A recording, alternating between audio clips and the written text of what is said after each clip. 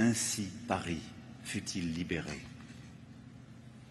Par les Parisiens, oui, mais aussi par des résistants gaullistes, des communistes, des radicaux, des démocrates chrétiens, des syndicalistes, des FTP-MOI, camarades de Manouchian, par des comtes et des ébénistes communistes, tous unis au sein du CNR, fondé par Jean Moulin, par-delà leur milieu, par-delà leur sensibilité. Ainsi Paris fut-il libéré.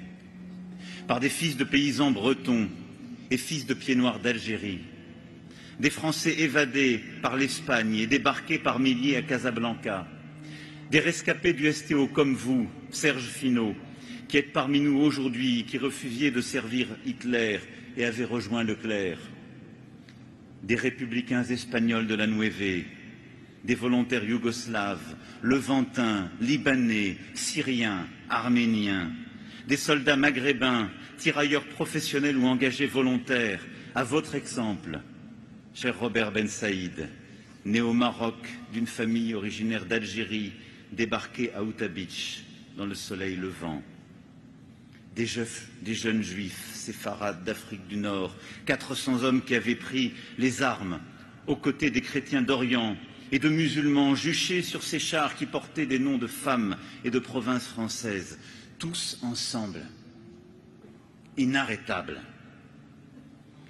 Et sous les calots rouges de Spahi, les casques à croix de Lorraine, les bérets noirs de tankistes et les bachis de marins se mêlaient de futurs ministres, comme Robert Schuman ou Jacques Chaban-Delmas, des Gabins et des Marais, des Jacob et des Jean Daniel, des instituteurs et des ouvriers, des mécaniciens et des bergers. Et venant de la France entière, des villes qui, aux côtés de Paris, en effet, ont ce statut si singulier et précieux de compagnon, et dont je salue la présence des maires, ainsi Paris fut-il libéré. Oui, Paris fut libéré par tous ceux qui partageaient une certaine idée de la France. Tous différents, parce que venus de cent horizons, porteurs de 1000 contradictions, mais rassemblés au sein d'une grande coalition, unis par un seul credo, clamés par des millions et des millions de voix, en deçà comme au-delà de nos frontières, la grandeur de la France pour la liberté du monde. Et c'est ce credo que nous rappelle notre capitale, Paris, que nous rappelle cette place, que nous rappelle ce jour. La libération de Paris relève la promesse révolutionnaire de la fête de la Fédération.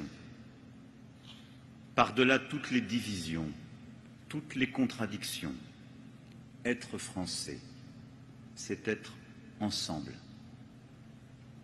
libre, fidèle aux grandes choses faites